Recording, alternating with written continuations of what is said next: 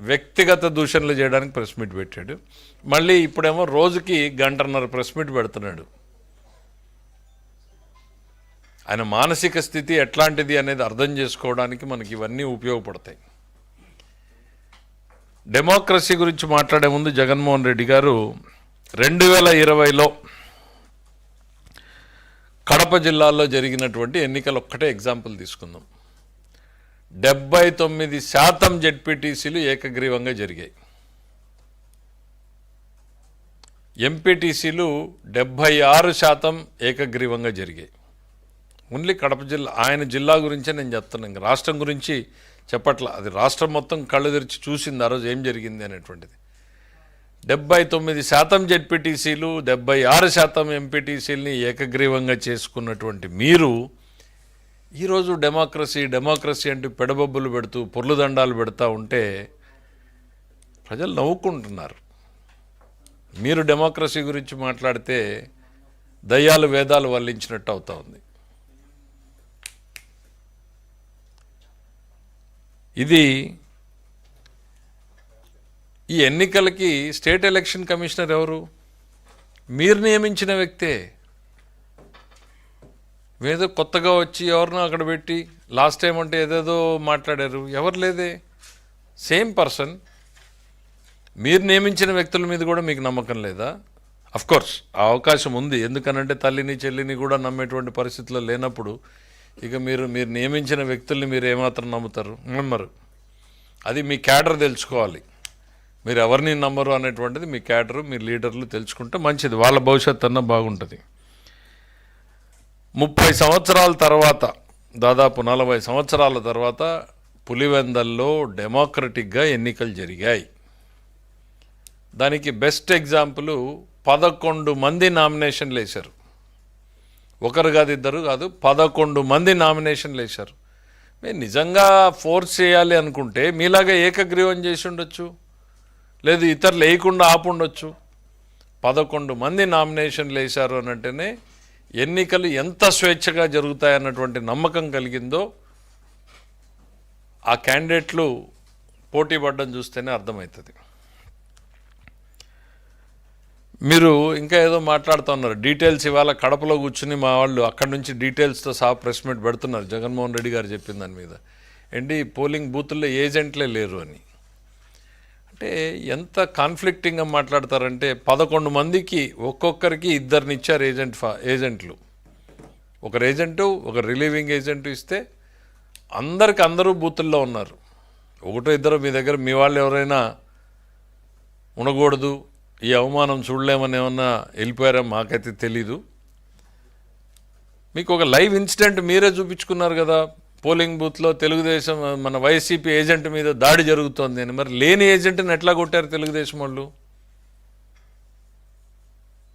అతను రిగ్గింగ్ చేయబోతే యథావిధిగా పాత సంస్కృతాయం ప్రకారము అడ్డుకున్నారు అక్కడ ఉన్నటువంటి ప్రజలు. మీరు దాన్ని కూడా కన్వర్ట్ చేసి కొడుతున్నారు అన్నారు. ఇవాళేమో ఏజెంట్లే లేరు అంటున్నారు. ఇంకా ఆయన వాళ్ళ పార్టీకి సంబంధించినటువంటి ఒక 2-3 పోలింగ్ బూతుల్లో మాకు నమ్మకం జరగలేదు, ఎన్నికలు సరిగ్గా జరగలేదన్న నమ్మకం అని అంటే వాటికి రీపోలింగ్ కూడా ఇచ్చింది ఎన్నికల కమిషన్. 30 ఏళ్ల తర్వాత మొట్టమొదటిసారి డెమోక్రటిక్గా ఎలక్షన్ జరుగుతూ ఉంటే అక్కడ రిజల్ట్ ఏంది అనేటువంటిది మీ కళ్ళ ముందు కనపడతా ఉంటే ఓటమికి సాకులు ఎత్తుక్కున్నట్టుంది జగన్మోహన్ రెడ్డి గారు. గతంలో రాజా ఆఫ్ కరప్షన్ అని పుస్తకం వేసాము, ఇప్పుడు బహుశా రాజా ఆఫ్ ఫ్రస్ట్రేషన్ ఇంకేదన్నా పేరు ఎత్తుకాల్సినటువంటి పరిస్థితి ఉంది మీకు. ఈ ఫ్రస్ట్రేషన్ కారణాలు 1 కాదు 2 కాదు, రోజు రోజుకి మిమ్మల్ని వెంటాడుతున్నటువంటి భయం మీ ఫ్రస్ట్రేషన్ కారణమని మేము నమ్ముతున్నాం. ఆయన 2-3 సంఘటనలు ఏవైనా జరిగితే ఆ సాక్షి పేపర్లో ఎన్నికలు అన్నాక సహజంగా ఉద్రిక్తత అనేటువంటిది గ్రామాల్లో ఉంటుంది. అందులో స్థానిక సంస్థల్లో జరిగేటప్పుడు ఉద్రిక్తతలు గ్రామ స్థాయిలో జరుగుతూ ఉంటాయి. పోలీసులు 2 పార్టీలకి సంబంధించిన వాళ్ళని చాలా మటుకు అక్కడికి రాకుండా బయట తిరగకుండా వచ్చి ఓటేసి మాత్రమే వెళ్ళిపోయే రకంగా ఏర్పాట్లు చేస్తారు. ఇదేదో ఇవాళ కొత్త కాదు. లోకల్ బాడీ ఎలక్షన్స్లో మోస్ట్ కామన్ థింగ్. దానికోసం అవినాష్ రెడ్డి గారిని తీసుకెళ్తే దానికి ఏదో విపరీతమైన ప్రచారం. కానీ ఒకటి గుర్తుపెట్టుకోండి, రాష్ట్రంలో లా అండ్ ఆర్డర్ లేదంటున్నారు. నిన్నటికి నిన్న చూశారు దేశంలో నంబర్ 2లో ఉందన్నటువంటి రిపోర్ట్ని. మేము నంబర్ 1కి ఎలా వెళ్ళాలా అనేటువంటిది మేము చూస్తూ ఉన్నాం. దానికి బెస్ట్ ఎగ్జాంపుల్ రాష్ట్రంలో లా అండ్ ఆర్డర్ ఉంది అనడానికి బెస్ట్ ఎగ్జాంపుల్ నేను చెప్తా ఉన్నా. దేశంలో అత్యంత ప్రతిష్టాత్మకమైనటువంటి సిబిఐ అవినాష్ రెడ్డిని కనీసం టచ్ చేయలేకపోయింది. ఇవాళ ఒక కానిస్టేబుల్ వెళ్ళి మీరు ప్రివెంటివ్ అరెస్ట్లో ఉన్నారు అని తీసుకురాగలిగాడు. That is the power of the police in this government. Law and order ఒక కానిస్టేబుల్ కూడా నియంత్రించగలడు అనడానికి ఇవాళ కళ్ళ ముందు ఎగ్జాంపుల్. మేము చట్టాన్ని ఇంప్లిమెంట్ చేయడానికి నేను ఏదో ఒక ఇన్సిడెంటు చూసాం. ఒక ఆఫీసర్ చెప్పాడు ఇక్కడ యూనిఫామ్లో ఉన్నానని. అతను గర్వంగా చెప్పుకుంటున్నాడు నేను యూనిఫామ్లో ఉన్నాను. That is the pride this government has given to the police department. మీరు ఆ యూనిఫామ్ విలువను తీసేశారు, వాళ్ళకున్న గౌరవాన్ని తీసేశారు, వాళ్ళకున్నటువంటి ఆత్మవిశ్వాసాన్ని దెబ్బతీశారు. ఇవాళ యూనిఫామ్ వేసుకున్నాను నేను అన్నటువంటిది ఈ విషయాన్ని గర్వంగా చెప్పుకోగలిగినటువంటి స్థితిలో ఇవాళ పోలీస్ డిపార్ట్మెంట్ ఉంది. కేంద్ర ప్రభుత్వంకి ఒక స్పెషల్ రిపోర్ట్లు పంపించారు. కర్నూలు జిల్లాలో మీరు అవినాష్ రెడ్డిని అరెస్ట్ చేయడానికి లా అండ్ ఆర్డర్లు వస్తాయి, సాధ్యం కాదు, ఇది అది అని మొత్తం అసలు రాష్ట్రం మొత్తం కూడా ఆ రోజు సినిమా చూసింది. ఇవాళ సింపుల్గా ఒక ఎస్ఐ, ఒక డిఎస్పీను, ఒక కానిస్టేబుల్ చేయగలుగుతున్నాడంటే ఈ రాష్ట్రంలో లా అండ్ ఆర్డర్ ఇంప్లిమెంట్ చేసేటువంటి వాళ్ళ మనోస్థైర్యం ఎట్లుందో మీరు ఎగ్జాంపుల్ తీసుకోండి. బికాజ్ పైనుంచి ఎటువంటి ఒత్తిళ్లు లేవు. గతంలో మీ ఒత్తిళ్లు పనిచేసినాయి కాబట్టి ఆ పోలీసు వ్యవస్థ పనిచేయలేదు. ఇవాళ స్వేచ్ఛాయుతంగా ఉన్నారు కాబట్టి పోలీసు ఫ్రీగా ఫెయిర్గా పనిచేసేటువంటి పరిస్థితులు వచ్చినాయి. ఇవన్నీ మీకు నచ్చవు. డెమోక్రసీ మీద అసెంబ్లీలో కూడా కావాలంటే ట్రైనింగ్ క్లాస్ పెడతాం. మీరు మీ ఎమ్మెల్యేలు అటెండ్ చేయండి. మొదటిసారి మీరు డెమోక్రసీ, కాన్స్టిట్యూషను, చట్టాల గురించి మాట్లాడుతూ ఉంటే మాకు చాలా సంతోషంగా ఉంది. వాటి గురించి మరింత లోతుగా అసెంబ్లీ ట్రైనింగ్ సెషన్స్ పెడదాం, రండి.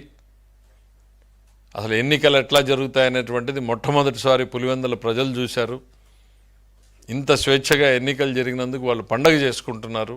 మీకు ఇబ్బందికరంగా ఉండొచ్చు, మీ పునాదులు కదులుతూ ఉండొచ్చు. మీరు ఇన్ని సంవత్సరాలుగా అక్కడ భయం అనేటువంటి దాన్ని ఏదైతే నిర్మించారో ఆ భయంని ఇవాళ పోలీసు వ్యవస్థ కావచ్చు, స్వేచ్ఛాయుత ఎన్నికల సంఘం కావచ్చు, ఆ భయాన్ని పారదోలి స్వేచ్ఛాయుతంగా ఎన్నికలు జరిపేటువంటిది వచ్చినప్పుడు భయం మీకు మొదలైంది. ఇప్పుడు ప్రజలకు భయం పోయింది, భయం మీకు మొదలైంది అనేటువంటిది జగన్మోహన్ రెడ్డి గారికి తెలియజేస్తున్నాం. ఇక గత 3 నెలల నుంచి మీ ప్రవర్తన చూస్తూనే ఉన్నాం. ఎంతసేపు ఉన్నా రెచ్చగొట్టాలి, క్యాడర్ని రెచ్చగొట్టడమో, రైతుల్ని రెచ్చగొట్టడమో, ఇట్లా రకరకాలుగా చేస్తూ ఉన్నారు. మీ పీక్ ఆఫ్ ఫ్రస్ట్రేషన్లో ఉన్నట్టున్నారు. మీరు ప్రజల తరఫున పులివెందల్లో పోయి పనిచేయాలి అనేటువంటిది మర్చిపోయినట్టున్నారు. పులివెందల్లో తక్కువ, బెంగళూరులో ఎక్కువ ఉంటున్నారు. కాబట్టి ఇవాళ ప్రజలు స్వేచ్ఛాయుతంగా తీసుకుని రేపు రాబోతుంది నిర్ణయం యాక్సెప్ట్ చేయండి. రేపు 11 మందిని ఇచ్చారు, దాన్ని ఇంకా మీరు యాక్సెప్ట్ చేయలేదు. ఆ 11 మందికి ఇచ్చినటువంటి తీర్పునే మీరు ఇంకా యాక్సెప్ట్ చేయలేదు. రేపొద్దున వచ్చేటువంటి తీర్పుల్ని కూడా యాక్సెప్ట్ చేయడానికి మానసికంగా సిద్ధపడండి జగన్మోహన్ రెడ్డి గారు. ప్రజలు స్వేచ్ఛగా తీసుకున్న నిర్ణయం ఏమొచ్చినా కూడా డెమోక్రసీలో దే ఆర్ ది లీడర్స్. ఆడలేక మధ్యలో ఓడు అన్నట్టు ఇవాళ వాళ్ళు అక్కడ పర్ఫామ్ చేయలేకపోతున్నారు. దానికి పోలీసుల్ని బ్లేమ్ చేయడం ఎందుకు? ఓటమికి కారణాలు ఎత్తుక్కోవడం కాదా ఇది? మరి మా రామ్ గోపాల్ రెడ్డిని కూడా అరెస్ట్ చేశారు కదా, మా లీడరే కదా, మా ఎమ్మెల్సీ కదా, మా లీడర్లను కూడా డిటైన్ చేశారు కదా. ఇది సహజం. లా అండ్ ఆర్డర్ కోసం పోలీసులు ఇరుపక్షాలని డిటైన్ చేస్తారు. ఎవరు ఓటేయాలో వాళ్ళని మాత్రమే వెళ్ళి ఓటేసేటువంటి పరిస్థితి పెడతారు తప్ప ఇంకా బియాండ్ దట్ పోలీసులు ఏమీ పాత్ర చేయలేదు కదా అక్కడ. అంటే మీరు మొన్నటిదాకా అదొక శత్రు దుర్భేద్యమైనటువంటి అన్నట్టుగా అక్కడికి ఎవరు పోలీసులు కానీ, ఎందుకనంటే మనం బాబాయ్ కేసులో చూసాం పోలీసులు ఏ రకంగా వ్యవహరించేలా చేశారు అనేటువంటిది. ఇవాళ మొదటిసారి పోలీసులు పోలీసింగ్ చేస్తున్నారు అక్కడ. అది మీకు నచ్చట్లేదు, కానీ ప్రజలకు నచ్చుతుంది, అక్కడ ఉన్నటువంటి ప్రజలకు నచ్చుతూ ఉంది. స్వేచ్ఛా వాయువులు పీల్చుకుంటున్నారు. ఈ రాష్ట్రం ఎట్లా అయితే స్వేచ్ఛగా ఉందో పులివెందుల్లో కూడా స్వేచ్ఛా వాయువులు ప్రజలు పీల్చుకుంటున్నారు, వాళ్ళు ఎంజాయ్ చేస్తున్నారు, పండగ చేస్తున్నారు. రాహుల్ గాంధీకి రేవంత్ రెడ్డి మధ్యలో హాట్ లైన్ నడుస్తుంది చంద్రబాబు గారిది, అందుకే ఆంధ్రప్రదేశ్లో గత ఎలక్షన్స్ గురించి మాట్లాడలేదని జగన్మోహన్ రెడ్డి మాట్లాడలేదు. ఇక్కడ ఏ సబ్జెక్ట్ గురించి?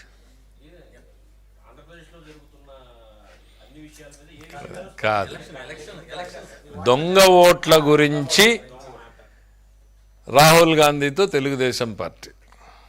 జగన్మోహన్ రెడ్డి గారికి ఎట్లాంటి ఆలోచనలు వస్తాయో నాకు నవ్వు వస్తుంది. అరే, భారతదేశంలో ఓట్ల చోరీ, దొంగ ఓట్లకి మూలం ఎక్కడయ్యా? కేర్ ఆఫ్ వైఎస్ఆర్సీపీ కదా, జగన్మోహన్ రెడ్డి కదా. 5 ఏళ్లలో నువ్వు చేసినటువంటి అరాచకాలకు చివరికి ఏం జరిగింది? మా ఉరవకొండలోనే మొదలైంది కదా. 10,000 ఓట్లను తొలగించాలని మీరు పిటిషన్ పెట్టలేదా? తొలగించింది సిద్ధం కాదా? దాని మీద సెంట్రల్ గవర్నమెంట్ కేంద్ర ఎన్నికల సంఘం నుంచి ఓ కార్యదర్శి వచ్చి బిఎల్ఓలకు సస్పెండ్ చేసి తర్వాత 2 జెడ్పీసీఈఓలు సస్పెండ్ చేసింది మర్చిపోయారా? విశాఖపట్నం మర్చిపోయారా? మా పర్చూరు మర్చిపోయారా? తిరుపతి మర్చిపోయారా? దొంగ ఓట్లు, దొంగ ఓట్లకి, ఓట్ల చోరీకి, ఓట్ల తొలగింపుకి పునాదులు మీరే. ఇంక రాహుల్ గాంధీ ఏం మాట్లాడతాడు పాపం? ఆయన లేని సబ్జెక్టు, ఆ సబ్జెక్టుకి కర్త కర్మ క్రియ మీరే. ఈ సంవత్సరంలో ఒక ఓటు పెరిగిందో ఒక ఓటు తగ్గిందో మేమైతే చూసుకునే పరిస్థితిలో లేం. ఎందుకంటే మేము ప్రజల్ని నమ్ముకున్నాం, ఈ దొంగ ఓట్ల కార్యక్రమాల్ని నమ్ముకోలేదు. మేము ప్రజల్ని నమ్ముకున్నాం, మీరేమో దొంగ ఓట్ల కార్యక్రమాన్ని నమ్ముకున్నారు. ఎన్నికల సంఘంలో చావు దెబ్బతిన్నారు. గతంలో 2 ఆఫీసర్లను సస్పెండ్ చేసింది, ఈ రోజు వరకు కూడా వాళ్ళకి పోస్టింగ్లు లేవు. మేమే అయ్యా కనికరించండి, ఇంకేదో తప్పులు చేశారో అయిపోయింది, బుద్ధి వచ్చి ఉంటుందిలే, 2 ఏళ్ళు 3 ఏళ్ళు అయిందని చెప్పాల్సిన పరిస్థితికి మేమే వచ్చాం.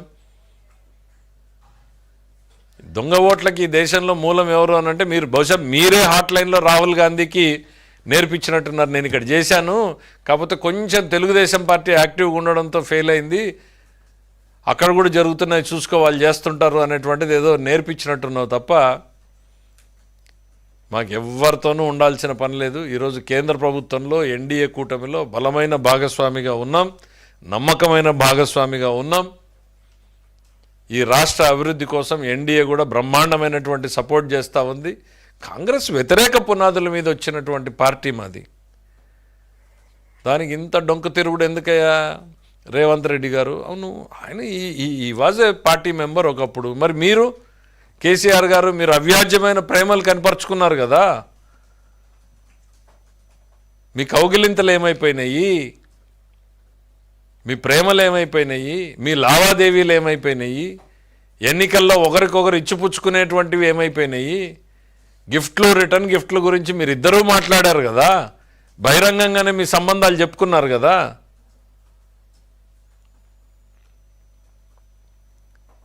ఇవాళ మాకు ఎటువంటి అవసరం లేదు. చంద్రబాబు నాయుడు గారు is a very tall leader, very tall leader.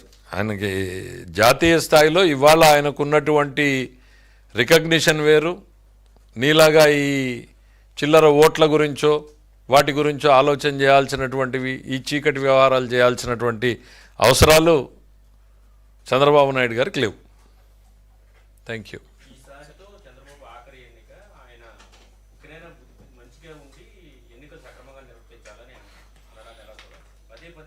అసలు జగన్మోహన్ రెడ్డి గారు నెక్స్ట్ ఎన్నిక చేస్తాడా? వాళ్ళ పార్టీ అధ్యక్షుడు మారతాడా? ఆయనే పార్టీ అధ్యక్షుడిగా కంటిన్యూ చేస్తాడా? చంద్రబాబు గారికి చివరి ఎన్నిక అని మాట్లాడుతున్నాడు. డెమోక్రసీలో కంటెస్ట్ చేసే అవకాశం ఉంటుందా? ముందు ఆయన్ని తేల్చుకోమను. మా గురించి మాట్లాడే ముందు తెలుగుదేశం పార్టీ 40 సంవత్సరాల పాటు ఎన్నో ఆటుపోట్లను ఎదుర్కొని నిలబడినటువంటి నాయకుడు చంద్రబాబు నాయుడు. మరో 10 ఏళ్ళు ఖచ్చితంగా ఆయన లీడర్షిప్లోనే ఈ పార్టీ బలంగా ఈ రాష్ట్రంలో ఉంటుంది. ఆయనే ముఖ్యమంత్రిగా ఉంటాడు. అసలు ఎన్నికల్లో కంటెస్ట్ చేయడానికి మీరు అర్హులుగా ఉంటారో లేదో ముందు మీరు తెలుసుకోండి జగన్మోహన్ రెడ్డి గారు.